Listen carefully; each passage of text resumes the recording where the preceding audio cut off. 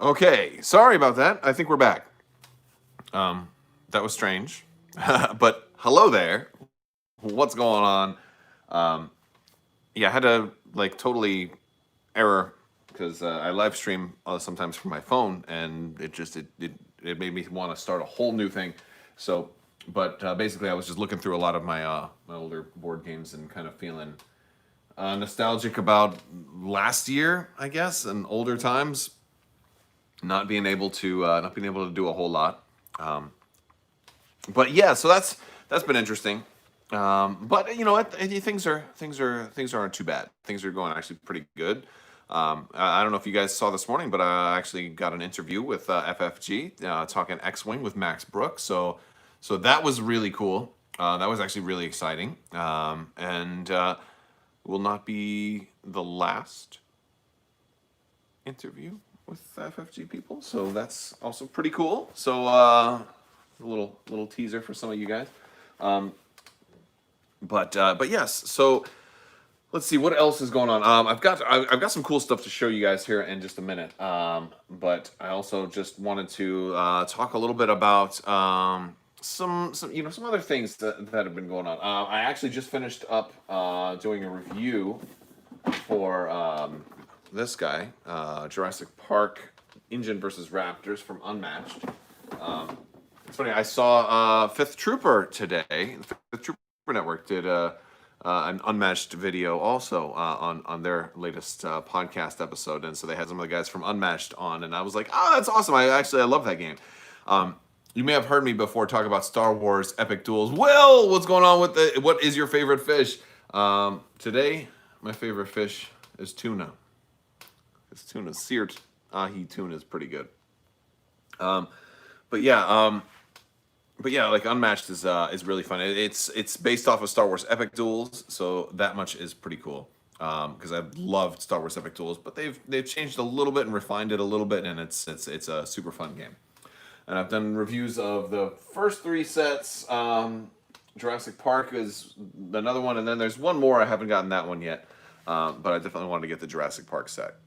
Have you played Empire at War, the computer game? Yes, I have played Empire at War, the computer game, and that one's cool. We did. Let's see, what else did we? Perfect timing. Finished building 2 custom Legion minis. Nice. So what else? Oh, there's some new Marvel Crisis Protocol stuff coming out, and there's a lot of new Marvel Crisis Protocol stuff that had been announced at Gen Con. And so I'm going to try and slightly ramp up the Marvel Crisis Protocol coverage a little bit. And so that would, I think, we got a super chat from Bleed Green Productions. What's going on, Bleed Green? Thanks for hanging out tonight. Thank you for supporting the channel. As always, like probably my most loyal super chatter too. That is actually really cool. So thanks for that. I also wanted to talk to you guys a little bit about speaking of supporting the channel. You know, I've been talking about the merch store and some of the stuff that we have down in the description.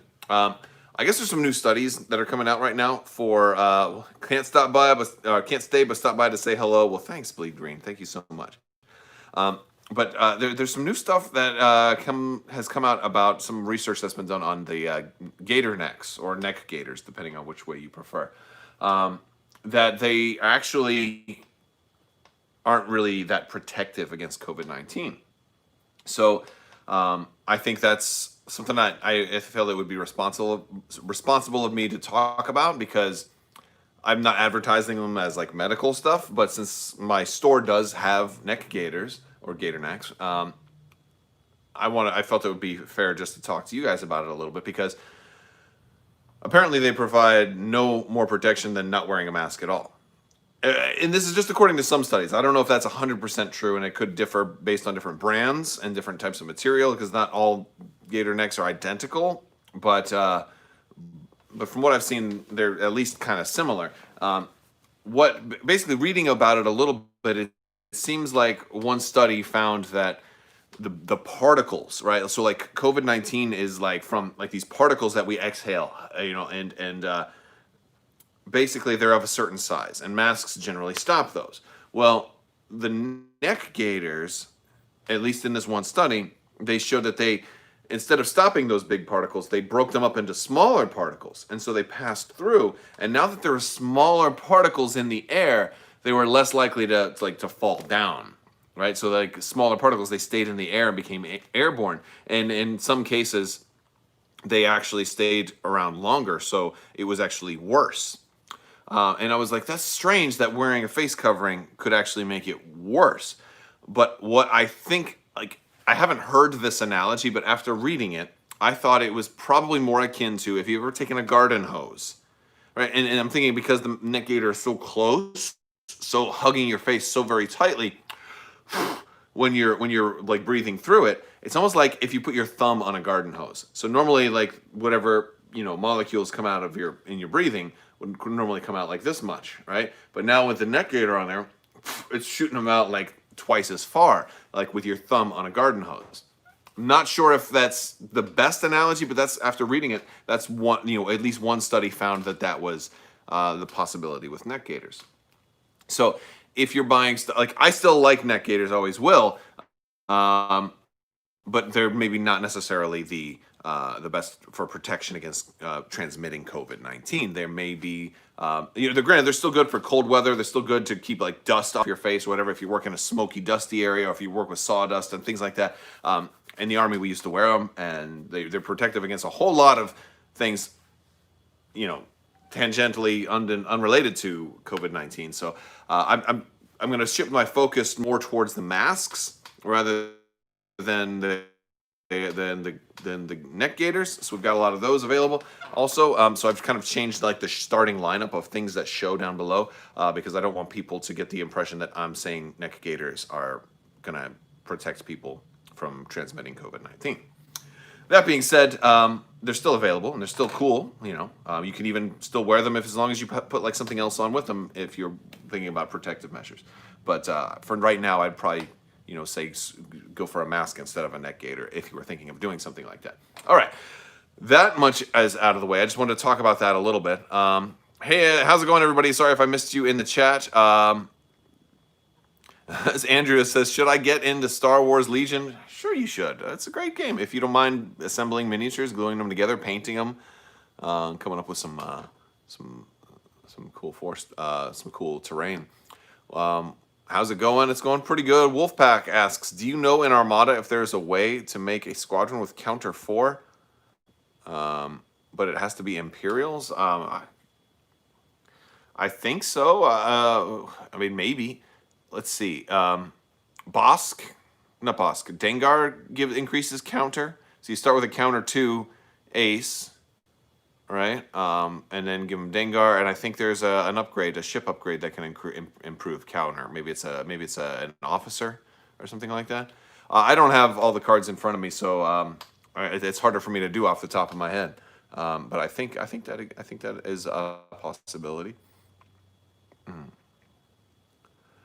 Do you know if they will make an Emperor Palpatine Force FX lightsaber or any others coming soon? So, yes or no. No and yes. I don't know if they're making an Emperor Palpatine Force FX lightsaber. I'm sure they potentially will at some point because they had made him for like the older series, like the older replica series. So I believe they still have like the blueprint for his. I don't know if there's any plans currently to release it for Hasbro's Black Series line, but I'm sure it's possible. But yeah, that's about all I know about that. As far as new lightsabers coming soon, yes, there's one more that is currently on the lineup for this year, and I don't know anything else that's coming this year. What's on the lineup for this year is the Darth Revan Force FX Deluxe Black Series lightsaber. I have that one pre-ordered. I should have it within a week of the street date. It's harder for me to get collectibles on their street dates or early because the one store I had around here that used to be able to get stuff early closed down and moved away, and so I'm stuck kind of going through GameStop, and they will sometimes get stuff on the street date, but depending on which day it comes out, sometimes it's like 2 or 3 days later, and sometimes like other stores will get stuff in advance, and so usually the earliest I'm ever going to get some of that stuff is like the day after it's actually officially released, which is not a big deal because I'm not primarily a collectibles channel, but it's a little bit of a bummer. All right, let's see. What else do we got in here? Revan's lightsaber has been delayed. Yeah, but it's still coming out this year. Everything for Star Wars Black Series has been delayed. Like the Dooku one I just did. That one was originally supposed to come out in June. You know, the Boba Fett helmet I did a few months ago was supposed to come out last year at first estimates. Anyone else excited for Clone Wars Armada? Yes, absolutely, Clone Wars Armada. Super excited for that. I want to show you guys. I got a care package today. So this is actually pretty cool. This was from a patron. I think I'm going to spin. Oh goodness, I had this sitting out, and my son put some a kiwi. It's half of a kiwi. He's got these fruits like so he can do cooking and stuff like that. And he put a fake kiwi in there. Yes, but this is actually from a patron named Chris, and this is a care package from Mucky Chris. You can check him out, muckychris.com. A lot of 3D printed stuff. Some of you guys may have noticed I've got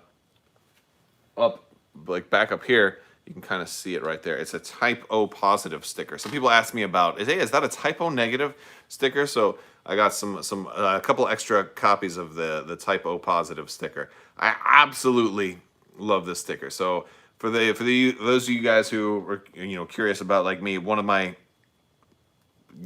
first favorite bands, my all-time favorite band is Type O negative, and they were a big part of my teenage years and kind of growing up and everything like that. But so Type O positive just put some fake smiles on them. I thought it was hilarious. So I guess Chris ordered me a light from there, and then Mucky Chris decided to throw in a couple of extra little cool things. So I thought I wanted to showcase some of these. So there's it's one of these USB lights.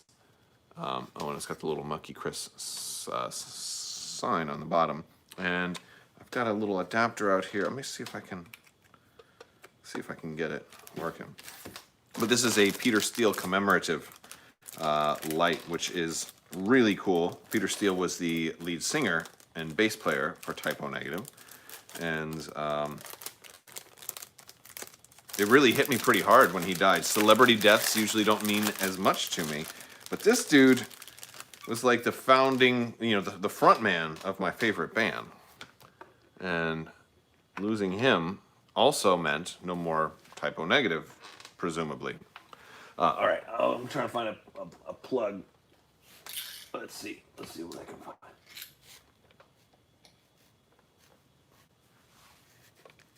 All right. Oh, it worked. All right, look at this. Wait. Oh, it has different colors too. Oh, I was gonna say we have to have it green, right? Gotta have it green. That's pretty cool. That is pretty cool. I like that. All right, let me move it a little bit. Okay. They sent me a mask, which was pretty cool too. And I think this is just this is one of the thin masks. No logos or anything like that on there, but this is just one of the regular kind of ear wraparound ones. So that's pretty cool. A couple of other COVID things. This is at first I was like, wait, what is this? Chris, what's going on? Super chat from Chris Safarik. How you doing, Chris? Chris is actually the one that sent this out to me. So a big thank you to Chris. But so these are actually like door handle openers. And my wife was like, oh my gosh, you got some of those? I've been wanting to get some of those. I'm like, all right, well, we've got two now. So I'm going to keep the green one because it's green for Type O negative. And so she's going to take this, this brass one. But these are, first off, they are really good for if you've got like punch codes or punch a code in a door, and I have to do that at work and stuff like that. So they have the little punchy thing here, or you can grab door handles and pull them open without having to physically put your hands on doors and stuff. So it allows you to interact with a lot of things if you don't want to necessarily put your hands on it. And it's got the little keychain things, so you can easily just put it on your keychain. You're not really adding to your carry load. So that is really cool. Speaking of keychains, a typo negative keychain. This is definitely going on my keychain. That's awesome. So big thanks. Big thanks to Chris, and be sure to check out Mucky Chris's website, www.muckychris.com. Handmade stuff. Well, yeah. Oh, and there's a back of the card too. I'm gonna show you the back of the card. There you go. I actually think I bought my first. I'm not sure. I'm not 100% sure, but I think I bought my first typo positive sticker from an actual Mucky Chris display at Star Wars Celebration in Chicago. Paint up some more in the typo paint scheme. I might have to, man. I might have to. You know what? It'd be pretty cool to do some separatists in the green. Where is my green stuff? Oh yeah, they're over here. You know, I kind of did a lot of black and green Imperials, like one of each. One of each until the Onager came out. I haven't really been repainting because the problem is we've got Legion now, so I've got so much more Legion stuff to do. I kind of want. Now hear me out. I'm kind of exhausted as far as miniatures games are concerned, right? Like we've got X-Wing, we've got Armada, we've got Legion. I've even got Marvel Crisis Protocol, and there's a lot of that. But I want to be able to have a minis game, and preferably maybe a Fantasy Flight minis game, you know, but not necessarily, but probably because I do like the way that they like their model as far as release dates and you know, a constant stream of new stuff coming out and their organized play and all of that. But I'd love for a game to come out where there was no IP, like it's their own IP, so I could just paint stuff however I want. I know there's lots of games that are like that already, but I really don't want to get into 40K, right? I really don't want to get into 40K, but I love the idea of I liked the idea of Rune Wars because Rune Wars, man, like I don't know if I can show you. Let's see if they're easily available. I still have a lot of my old Rune Wars. You guys remember this game? What is that Doctor Who game? I'll show you in a second. Rune Wars was FFG's own miniatures game, and like here was one of my dudes, right? I painted my whole army in typo negative colors, in black and green, and with a little bit of silver trim, right? Like, and I was like, I said, finally, here's a game. Here's one of my horse. Here's one of my knights. You know, I painted them all in typo negative colors. And I mean, I even did the golem, man. Like, I'm sure it would be a lot better if I did it today. But yeah, I did the whole like humans army. Where did you get the Armada AI deck? From here. Deck. No. I invented that. That's my own creation. So yeah, no, I had a really fun time with this game when it was like first coming out. It's a shame, man. I'm going back through like all the minis right now. Shoot! Oh, it was so cool. Oh, they're starting to bend. Like this guy's the little flag holder, and man, that flag is bent. He was supposed to be up like this. These would still be really good for D&D or something like that someday. Oh, freaking! This game had potential. It wasn't that great, but it was fun in the interim. And Legion kind of killed this game, right? All right. All right, let me put this back. I'll get to some more other questions. There was a question about the Doctor Who game behind me. I'm going to adjust my camera a little bit. Hold on. Pardon me. You wish you had the skill to paint stuff? It just takes time. Just takes time and practice. I wasn't born with any painting skills. I just practiced. And I do a lot of terrible paint stuff too. There's enough people out there doing really good stuff and making tutorials, and a lot of those type of folks have helped me out as well.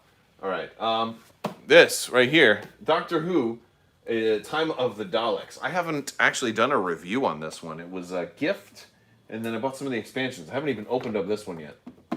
But it's think Thanos Rising, right? I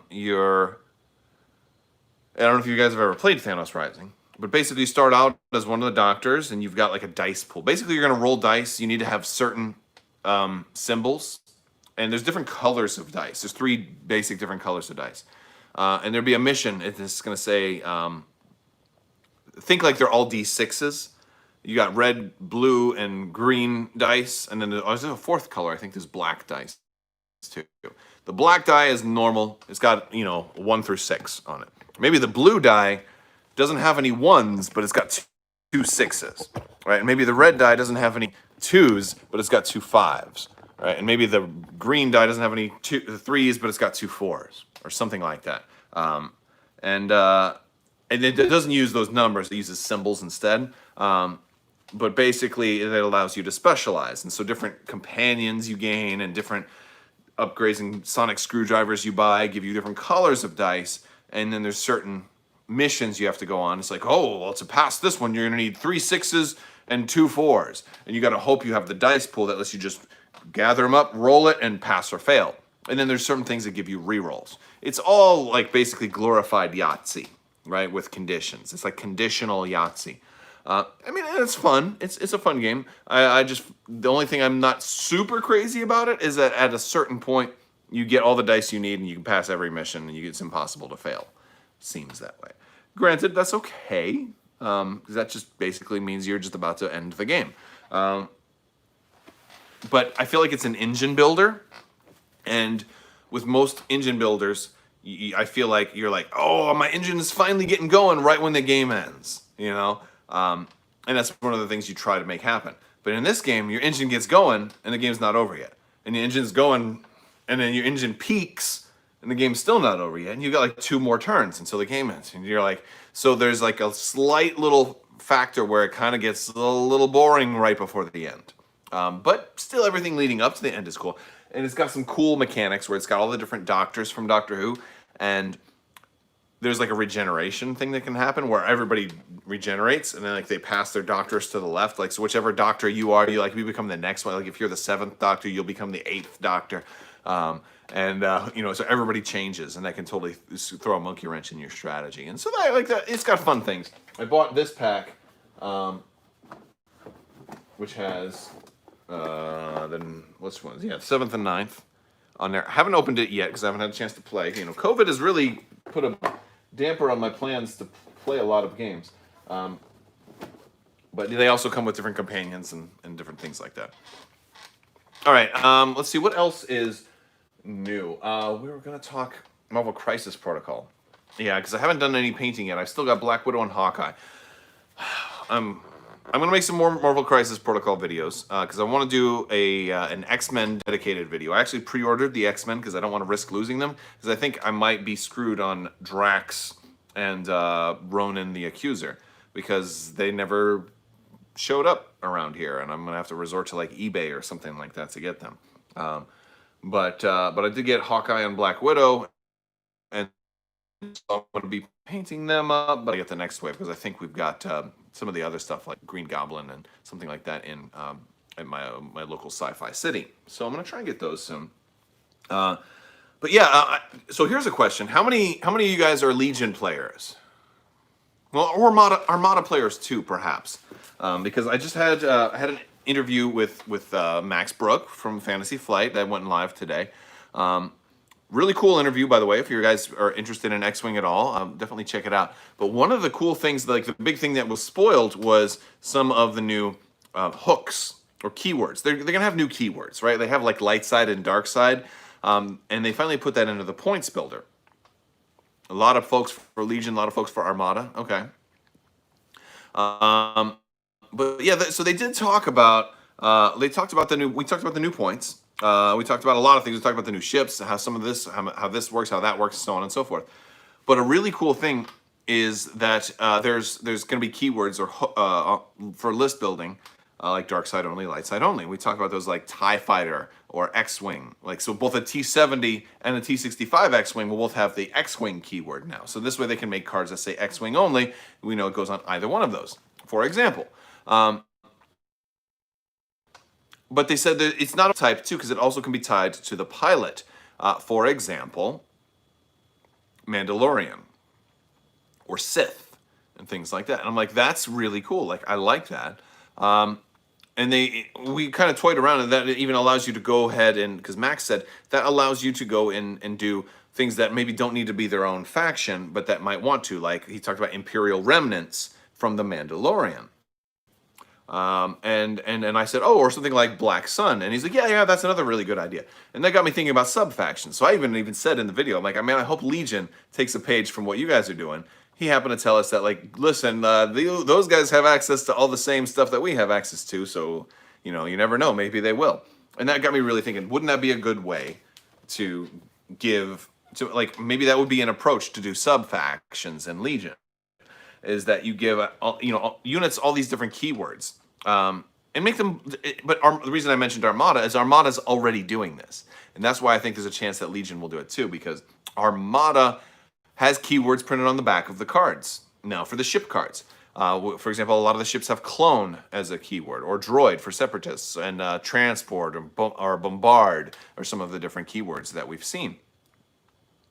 And those are great, and those are some of the same clone words they're using in X-Wing. So all they would have to do is come up with like a PDF or something like that for Legion that has all the unit names and what keywords are associated with them. And that's, I would think you would do it beyond just droid and clone and stuff, because those have game text. But I think you could add different keywords. I think you could add, for example, I think you can add dark side and light side. They have defined dark side and light side as belonging to certain factions, but we know that won't always be the case, right? Because at a certain point, I'm sure there's going to be a way for Anakin Skywalker to equip a dark side upgrade. I'm sure there will be a way for maybe Asajj Ventress to equip a light side upgrade, or maybe I'm slightly less sure of that. But like if they ever do somebody like Darth Revan, for example, right? So I think dark side and light side need to be keywords that are attached to cards for list building.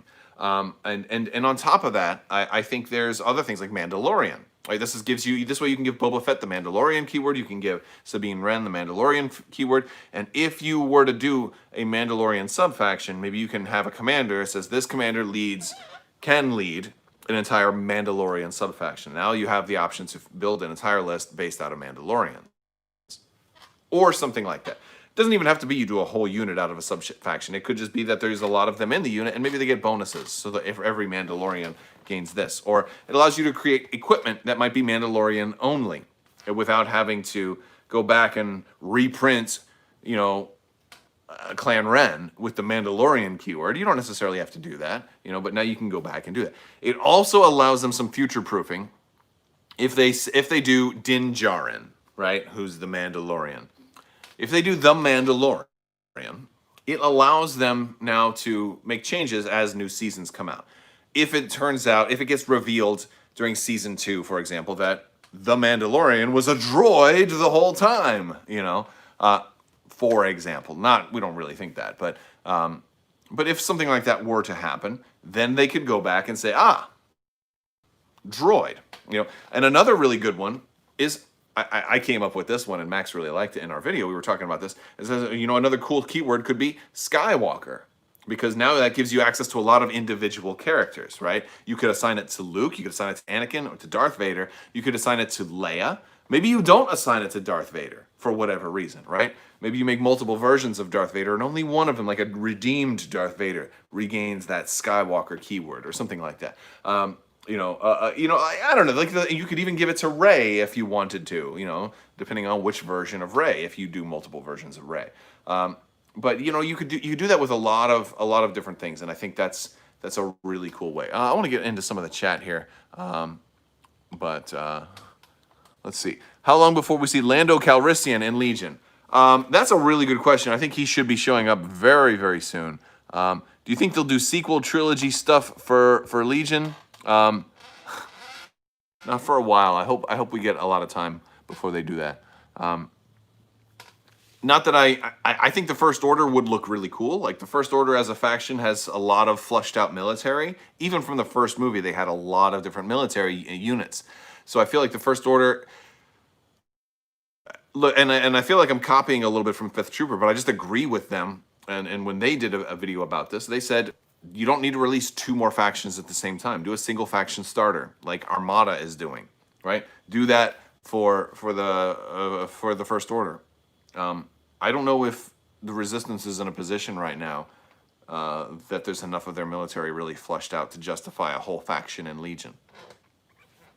Any thoughts on more bounty hunters? Well, yeah, I'd like to see Zuckuss and Forlom come together as a duo, as counterparts, or what's the other word when detachment. I would like that to happen. I'd like to see all the bounty hunters show up at some point, but I think it's going to be easier to do once we've got sub-factions. Maybe you could get sub-factions that maybe change the rules, or some list building rules changes that will allow you to get more. Like, I would love to be able to run a list of bounty hunters. I want to be able to play, and I mean, nothing's going to stop us from doing this. Once we get more heroes out, it's going to be a little easier. But I want to just run all heroes, all commanders, and operatives. Like, that would be a really fun mode. And I think by the time we start getting more of the Ghost crew, which hopefully is coming soon, I would love that. Do you ever think they will let bounty hunters that could be multi-faction? Maybe when they do, cross or sub factions. I think that could be a thing. Let's see. Any thoughts on Imperial Assault being expanded? That's not going to be for a few years yet. We have time. We have a lot of time until that happens. It is happening, or at least it's not done yet. But we have a little bit of time. Yeah, I think we have at least until 2023 before that happens. But they're holding out hope. They're still reprinting Imperial Assault, so that's good. They just can't make any new stuff for it right now. Let's see. What else did I want to talk about? I feel like there was at least one more thing that I wanted to talk about when I started this video. I don't know. Let's see. All right. Let's see. Do you think Gungans will be added to Legion? All right, I have to get a little closer to read some of these comments. That's why I'm taking my glasses off for right now. Yes, absolutely. I think they were already hinted at, so I'm sure of it. I think they're still kind of far out, but I can't wait for it. Chris asks, any thoughts on like a war cry or kill team version of Legion, like a skirmish Legion? Well, yeah, they already have that. It's called Legion Skirmish. The problem is, it's just a half points game of Legion, and it's not to me, it's not Kill Team Legion. Like, for me, Kill Team Legion is just like 8 or less characters, miniatures on the board, period. In some cases, maybe only 4, right? And so, like, to do straight Kill Team version of Legion, you'd need to come up with like hero card units, or hero card versions of non-hero units. You'd need to have like a named stormtrooper who has got stats similar to a stormtrooper but better. Maybe he's 100 points for one stormtrooper, right? You'd need a named version of like almost every kind of core and special forces unit. You might need a named Dewback. You might need a named Tauntaun, things like that. And so, like, that would be kind of cool, to run a stormtrooper unit in Star Wars Legion, like an elite stormtrooper unit in Star Wars Legion Kill Team. And so you'd run like 5 generic hero stormtroopers and then 1 named hero stormtrooper, something like that. FFG restock problems? ? No.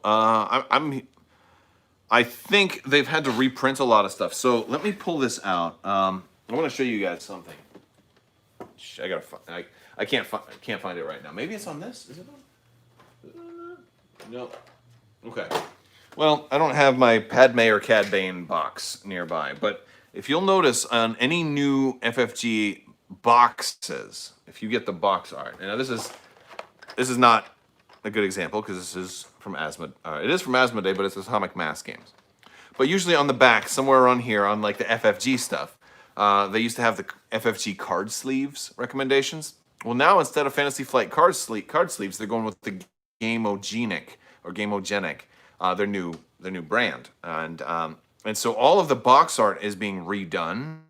And I've seen some pictures of some of the new box art that's being redone. So I think that is why a lot of things are not in stock right now because all of the boxes for like 100% of FFG's stuff needed to be reprinted and redone.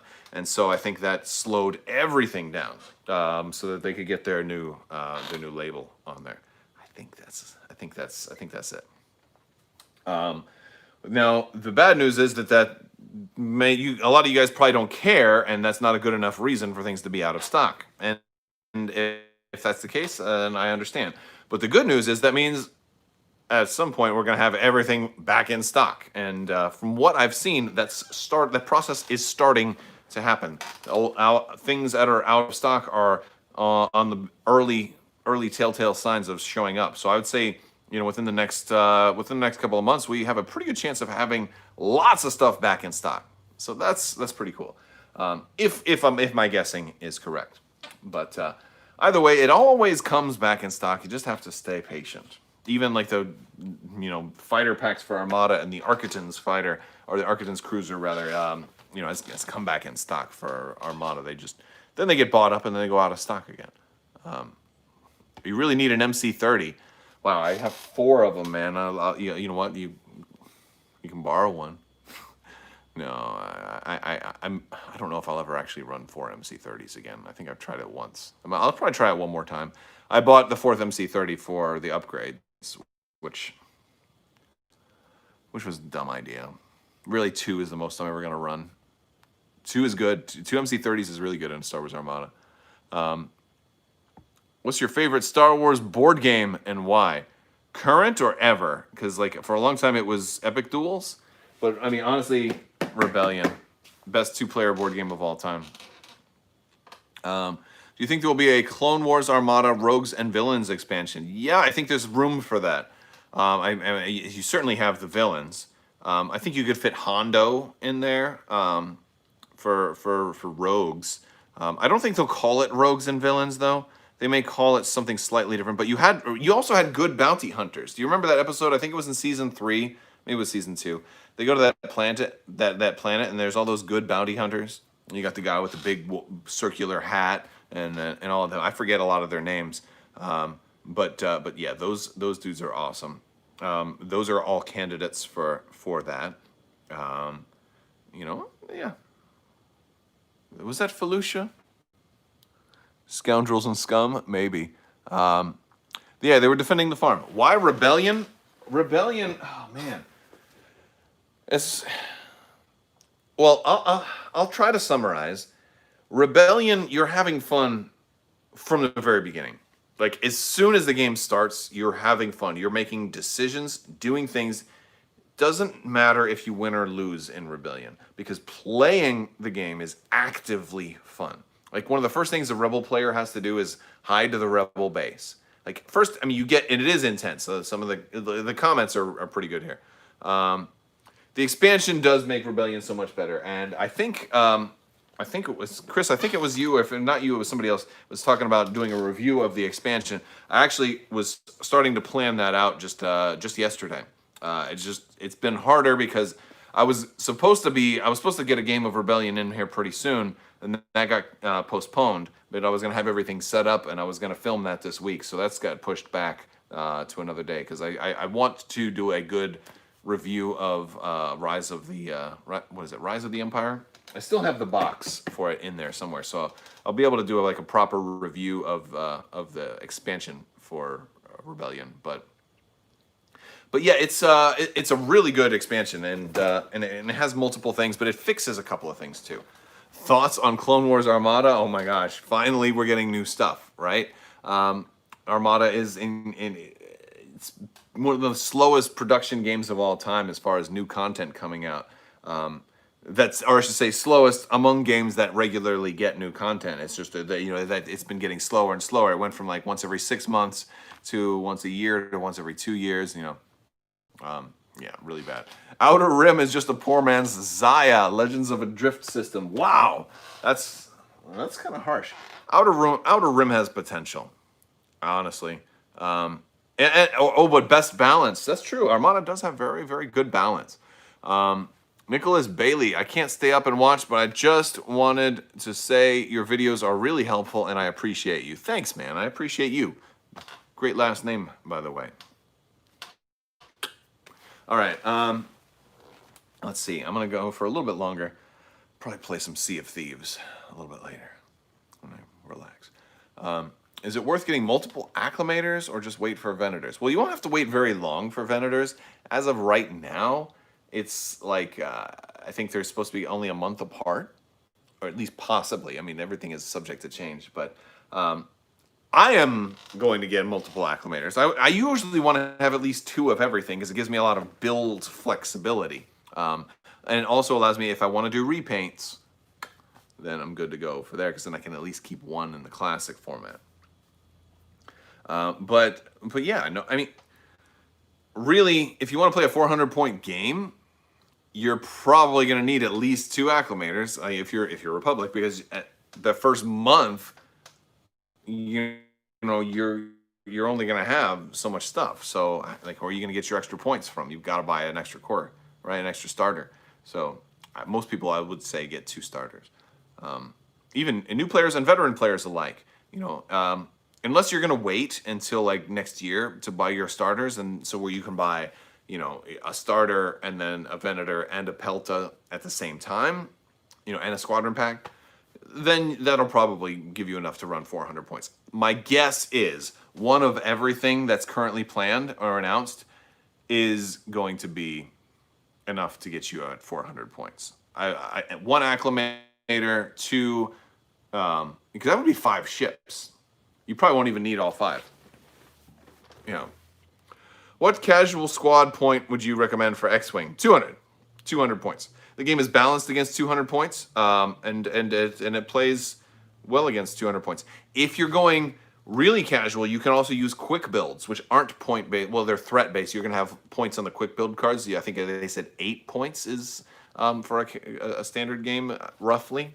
So you can go with 8 threat for the quick build. But X-Wing 200 points it's the same as the tournament game, but you just play in it casually. It gives you, you know, you can play quick. You can play in about a half an hour to an hour, maybe a little longer if it's your first game. But yeah, that's about it for that. But yeah, no, Rebellion is fun from the very beginning, though. So going back to that question, what makes it so good? It's intense. It's very strategic. A lot of cinematic and awesome things happen. You're going to make memories when you play this game, and you're going to be like, oh my God, like we still go back, me and Sean, because I play my friend Sean a lot in Rebellion, we'll go back and talk about previous games like they were real life events. I'm like, oh my gosh, you remember when you converted Chewbacca to the dark side? Oh my God, yeah. No, remember when you were playing Empire and you kept trying to capture my rebel leaders, and I beat you every single time and you just failed miserably? And I'm like, yeah, but I tried. And at the same time, I totally ignored trying to find the rebel base, and then you blew up the Death Star and won. You know, like things like that like happen. There's amazing cinematic and I don't know, man. There's drama in that game. It's so much. Should you get Rebellion or Armada? Both. That's actually a good question. That probably depends more on your player base. Like, if you have other people that have money and they're willing to drop that on a game, you know, then you can both start with Armada. Maybe wait for the Clone Wars stuff to come out if you guys are Clone Wars fans. You know, you can both do Armada. But if you don't think you have another crew that's willing to get into a big set of games and dropping and buying expansions and stuff, then you buy Rebellion. I'd also suggest getting the expansion for it, Rise of the Empire, and then you have everything. So then nobody else has to buy in, and then you just have to teach somebody how to play. I have a how to play for Rebellion. It's old. My production quality was not as good back then. It's probably almost worth doing an updated how to play, but man, it's a good game, really good game. All right, we're gonna wrap this up here pretty soon. You watched my Fly Casual X-Wing video. If an Armada version was made, would you play it? If it was as easy to use as Fly Casual, it'd be an easy way. The problem is it's harder for me to get Armada battle reports out right now, so I haven't been able to do many of those. I did some with the AI deck, the AI system, but honestly, it's been rough. I've been exhausted lately. Like I've been burning the candle at both ends. So I kind of like doing these live streams because they're kind of relaxing. So I just kind of sit down and I don't really have to worry about graphics or you know, or whatever. I just chat with you guys. But I am gonna call it a night. I want to thank you guys for hanging out. A big thanks to Chris as well for the care package and all the cool typo negative stuff. So look out for more stickers hiding in the background periodically. All right. I want to thank you guys so much for hanging out with me today, and look for some more pretty cool stuff coming up in the near future, hopefully. We'll talk to you later. I want to thank you again and so much, and so much. Thank you so much, and as always, have a great day.